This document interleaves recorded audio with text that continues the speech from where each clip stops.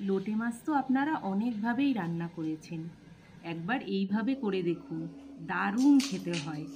চলুন তাহলে সবজিগুলো আমি আগে কেটে নিই। আগে পেঁয়াজ কলিটা লম্বা লম্বা করে কেটে নেব, তারপর একটা আলু সরু করে কেটে নেব।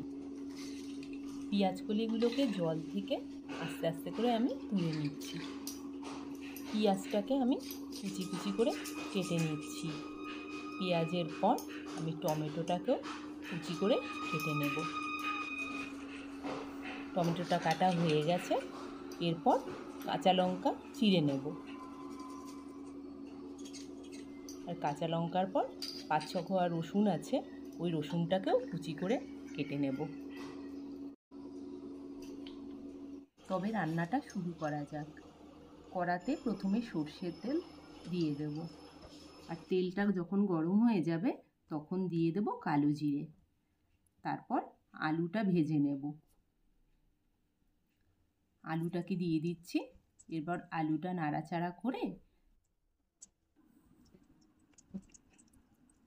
আলুটাকে নাড়াচাড়া করে দেব যতক্ষণ না একটু ভাজা ভাজা হয়, কেন আলুটা তো একটু সেদ্ধ হতে সময় লাগে। এরপর দিয়ে দেব আলুর মধ্যে পরিমাণ মতো নুন। নুনটা দিয়ে দিলাম। নুনটা দিয়ে ভালো করে আলুটাকে মাখিয়ে নিলাম। মাখানোর পর আমি দিয়ে দিচ্ছি পেঁয়াজ কলি। পেঁয়াজ কলিটাও যখন দিয়ে দেব তারপরে একটু সামান্য নাড়াচাড়া করে নিচ্ছি। এরপর যে কেটে রেখেছিলাম পেঁয়াজটা, সেই পেঁয়াজটা একটু হাত দিয়ে চটকে নিলাম।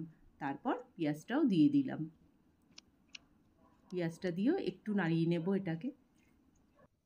এটা দিয়ে একটুখানি ভেজে নেব। একটুখানি নাড়াচাড়া হয়ে গেলে তারপর আমি দিয়ে দেব টমেটো কুচি। টমেটোটাকেও একটুখানি নাড়াচাড়া করে নিচ্ছি। এটা একটু ভাজা ভাজা হয়, খেতে স্বাদ হয় দারুণ। দিয়ে দেব রসুন কুচি। এরপর চিড়ে রাখা কাঁচা লঙ্কাগুলো আমি দিয়ে দেব।